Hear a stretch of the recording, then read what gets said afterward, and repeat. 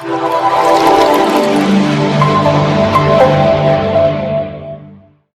Students, कैसे हैं आप सब। उम्मीद करती हूँ आप सभी स्वस्थ होंगे और अपने घरों में सुरक्षित होंगे अपने परिवार के साथ। आज मैं एक बार फिर से हाजिर हूँ आपके सामने आपके अपने YouTube चैनल जिसका नाम है टी स्मार्ट पर। इस चैनल में जैसा कि आपको पता है कि हमने एक सीरीज इसमें शुरू की है जिसमें हम कक्षा 6 की पाठ्य पुस्तक हिंदी वसंत को लेकर हमने वीडियो शुरू की है। इससे पहले हम हमारी पहली वीडियो में पहली कविता जिसका नाम था वह चिड़िया जो, इसके भावार्थ हमने समझे और आज इसी कड़ी में हम अपनी दूसरी वीडियो को जोड़ रहे हैं जिसमें हम आज इसमें प्रश्न उत्तर करेंगे। और बिना वक्त गवाए आइए चलते हैं हम हमारी वीडियो पर, ताकि हम इसके प्रश्न उत्तरों को जल्दी से जल्दी अच्छी तरह से समझ भी सके और कंप्लीट कर सके। तो प्रश्न उत्तर में सबसे पहला जो प्रश्न है आपकी कविता में कहता है, कविता पढ़कर तुम्हारे मन में चिड़िया का जो चित्र उभरता है उस चित्र को कागज पर बनाओ। तो प्रश्न ये कह रहा है कि जब हमने कविता को पढ़ा, जैसे कि आपने जाना हमने हर जगह पढ़ा वह चिड़िया जो चोंच मारकर, वह चिड़िया जो कंठ खोलकर, तो हर जगह पर वह चिड़िया नीले पंखों वाली मैं हूं, बहुत सारी लाइंस उसमें वो अपने को बता रही है कि मैं कैसी हूँ। तो जब आपने पढ़ा कि उसे अन्न से बहुत प्यार है, उसे जुंडी के दाने बहुत अच्छे लगते हैं, उसे वो कंठ खोल कर गाना गाती है, नदी का दिल टटोल कर पानी पीती है, हर तरह से जो चिड़िया है अपने बारे में बताने की कोशिश कर रही है।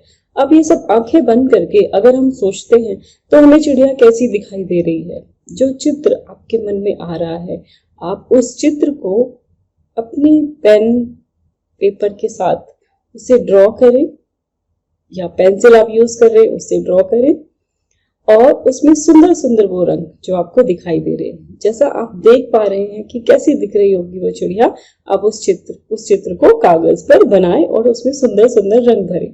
जैसे हम कह सकते हैं कि वह चिड़िया नीले पंखों वाली सुंदर सी चिड़िया है, मधुर गीत गाती है, बहती नदी का पानी पीती है, चिड़िया का आकार छोटा सा है। तो आपको कैसी दिखाई दे रही है, आप उस चित्र को बनाइए। उदाहरण के तौर पर हमने यहाँ पर चित्र चिड़िया का दे दिया है, आप इसे भी देख सकते हैं। यहाँ पर हमने जो चित्र बनाया है जरूरी नहीं कि आप इसे ऐसा ही बनाएं। यहाँ पर हम चाहेंगे कि आप अपनी जो ओरिजिनलिटी है, जो आपकी अपनी वास्तविकता है, जो आपके अपने खुद के विचार हैं, आप उस विचार को उस चित्र को ही बनाइएगा। ये सिर्फ उदाहरण के लिए है, तो यहाँ पर दिया है। अब चलते हैं दूसरे प्रश्न की ओर। तुम्हें कविता का कोई और शीर्षक देना हो तो क्या शीर्षक देना चाहोगे? उपयुक्त शीर्षक सोचकर लिखो। तो प्रश्न में पूछा गया है कि यदि आपको कोई और शीर्षक देना हो तो आप क्या देंगे? शीर्षक मतलब जैसे कविता का नाम है उसकी हेडिंग, जो उसमें लिखा है कि वह चिड़िया जो, अगर इस जगह पर कोई और शब्द देना हो तो आप क्या लिखेंगे? तो हो सकता है हमारे उत्तर के हिसाब से हम इसे नन्ही चिड़िया कह सकते हैं, सुंदर चिड़िया, जैसे मैंने आपके साथ क्लास में बात की तो आप लोगों ने ही जवाब दिया था। परिश्रमी चिड़िया हो सकता है, नीले पंखों वाली चिड़िया, सुंदर चिड़िया, नन्ही चिड़िया, ये सब आपके उत्तर थे। तो इसी तरह हो सकता है कुछ और बच्चों के मन में कोई और अच्छा शब्द है, कोई और नया शब्द हो, तो आप वो अपना शीर्षक दे सकते हैं। ठीक है, तो उम्मीद करते हैं ये दोनों प्रश्न आपको समझ में आ गए होंगे। अब चलते हैं हमारे तीसरे प्रश्न की तरफ।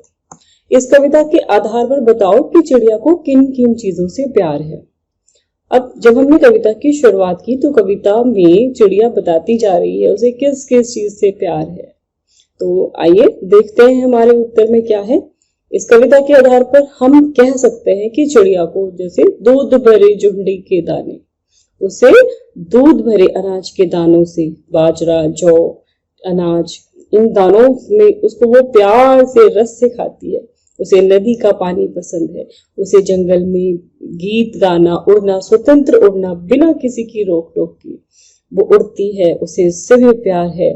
वन बाबा की खातिर वो गीत गाती थी, आपको याद होगा। तो उसे जंगल से भी बहुत प्यार है और चिड़िया झुंडी के दाने और अन्य अनाज के दानों को खाना पसंद करती है। चिड़िया को गीत गाना पसंद है।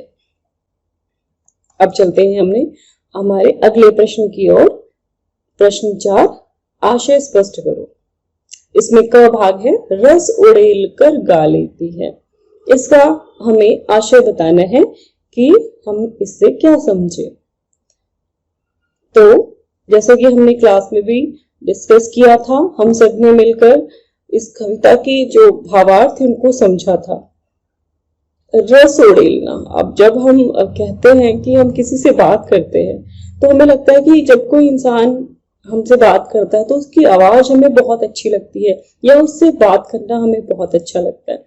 यानी उसके शब्दों में इतनी मिठास होती है कि हम उसको सुनना पसंद करते हैं।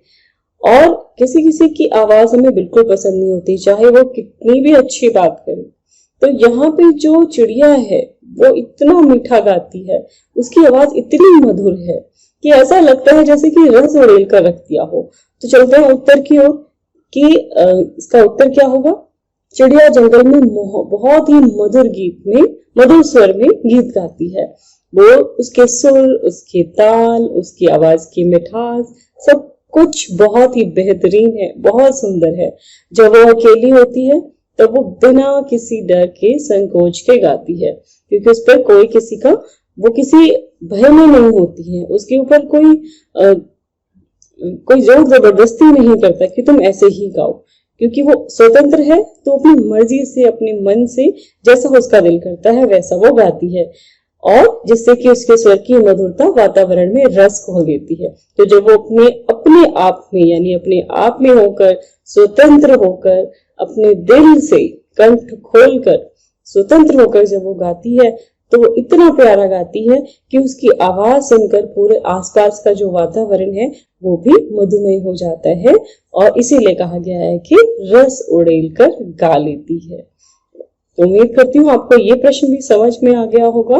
अब चलते हैं हमारे अगले प्रश्न की तरफ। प्रश्न 4 का ही आशय स्पष्ट करो में ख भाग।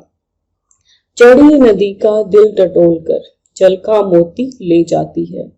हमने ये भी देखा था कि जो इस वजह से जब हमने क्लास में डिस्कस किया, आपने कहा था कि जो चिड़िया है वो चढ़ी नदी का दिल टटोलती है। यानी जब नदी का पानी ऊपर नीचे होता है, उफनता है, ऊपर चलता है, उस लेवल पर जाता है, उसका स्तर ऊपर की तरफ जाता है, तब भी चिड़िया जाती है और वो साफ और स्वच्छ जल ढूंढती है कि कहाँ पर वो साफ पानी उसे मिलेगा।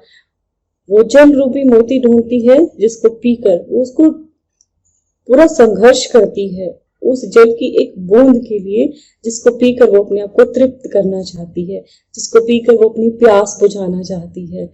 इसीलिए जो चिड़िया है वो बहुत साहसी है, संघर्षवान है, वो मेहनती है, क्योंकि वो बिल्कुल भी डरती नहीं है कि नदी का पानी अगर ऊपर आ गया है तो वो अब क्या करे, बल्कि वो क्या करती है, बड़े ही साहस के साथ आगे बढ़ती है और वो जाकर ढूंढकर जल रूपी मोती को अपनी चोंच में भरकर ले आती है।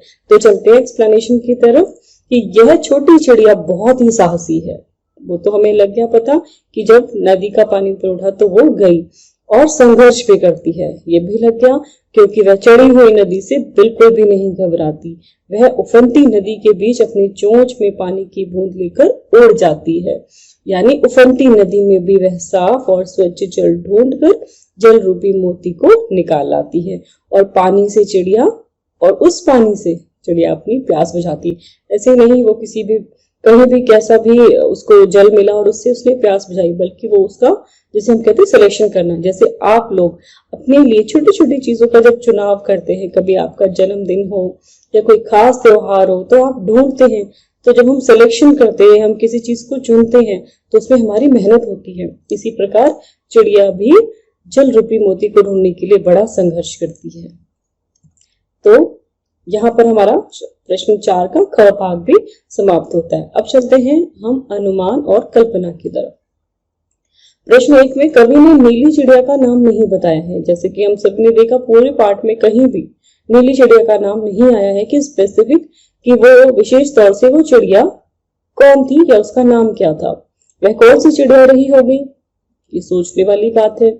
इस प्रश्न का उत्तर जानने के लिए पक्षी विज्ञान सालिम अली की पुस्तक भारतीय पक्षी देखो। तो ये जो भारतीय पक्षी किताब इन्होंने दी है कि जो सालिम अली जी ने लिखी है, आप उसको देख सकते हैं। इनमें ऐसे पक्षी भी शामिल हैं जो जाड़े में एशिया के उत्तरी भाग और अन्य ठंडे देशों से भारत आते हैं। उनकी पुस्तक को देखकर तुम अनुमान लगा सकते हो कि इस कविता में वर्णित नीली चिड़िया शायद इनमें से कोई एक रही होगी।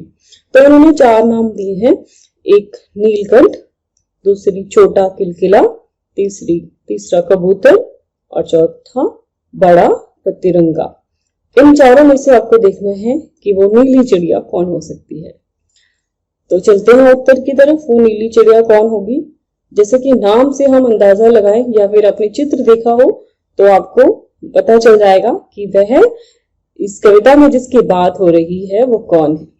उत्तर है, इस कविता में वर्णित नीली चिड़िया नीलकंठ है, क्योंकि उसके शरीर पर ज्यादातर भाग का जो रंग है वो नीले आकार का है और नीला आकार छोटा और आवाज उसकी मीठी है। तो इसके जो सारे गुण हैं वो इससे मिलते हैं, इसलिए वो चिड़िया नीलकंठ है। अब चलते हैं प्रश्न 2 पर, अनुमान और कल्पना में। नीचे कुछ पक्षियों के नाम दिए गए हैं। यदि कोई पक्षी एक से अधिक रंग का है तो लिखो और कि उसके किस हिस्से का रंग कैसा है। जैसा कि तोता आप सबने देखा होगा। तोते के बारे में उन्होंने लिखा कि जैसे तोते की चोंच लाल है और शरीर हरा है। सभी ने देखा है, कभी ना कभी आप लोगों ने अपने जीवन में तोते को जरूर देखा, क्योंकि उसकी आवाज निकालना भी हमें बहुत पसंद है। हम लोग उसे मिठू मिठू करते हैं। और बचपन में जब हमने क्लासेस स्टार्ट की तो हमारी जो पोएम थी वो भी हमने जो तोते की जो पोएम है वहां पर हमने उसका चित्र भी हमने देखा, जो हमारे दिमाग में कहीं ना कहीं छपा भी हुआ है। तो अब 4 पक्षियों के नाम दिए हैं, हमें बताना है कि इनके शरीर का रंग या कितने रंग हैं इसमें, वो हमने बताने हैं अपने उत्तर में। एक मैना, एक दूसरा कौवा, तीसरा बत्तख, चौथा कबूतर। तो हम सबसे पहले चलते हैं मैना पर। मैना के पंख भूरे और सफेद रंग के होते हैं। ठीक है, तो मैना का चित्र आपने देखना है।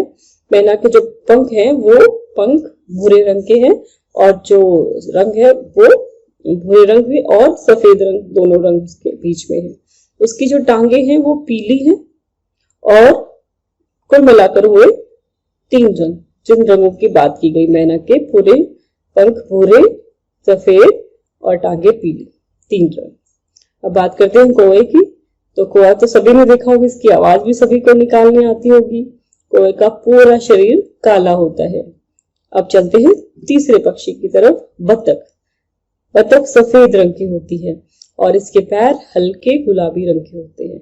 इसका चित्र आपने बचपन में जरूर बनाया होगा अपनी छोटी छोटी ड्राइंग्स में, तो वहां पर आपने किताबों में बत्तख भी देखी होगी। और आजकल हमारे पास इतने साधन है कि हम इस चित्र को, बत्तख के चित्र को हम देख सकते हैं, या टीवी पर भी आपने कभी ना कभी देखा होगा। अगली बार जब आप इसे देखें तो बहुत ध्यान से देखिएगा कि जब हमने बत्तख के बारे में कहा, कौवे के बारे में कहा, मैना के बारे में कहा, क्या ये रंग बिल्कुल वैसे हैं?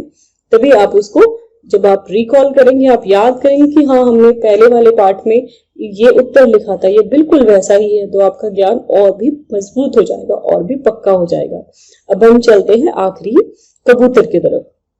कबूतर का रंग सफेद, इन्होंने बोला सलेटी सफेद होता है। सलेटी थोड़ा थोड़ा जो ग्रे कलर है, ठीक है, सफेद वैसा होगा, पूरा सफेद नहीं होगा। आपने अगर देखा होगा किसी ने कबूतर, आप में से किसी ने देखा होगा तो आप उस रंग को पहचान जाएंगे।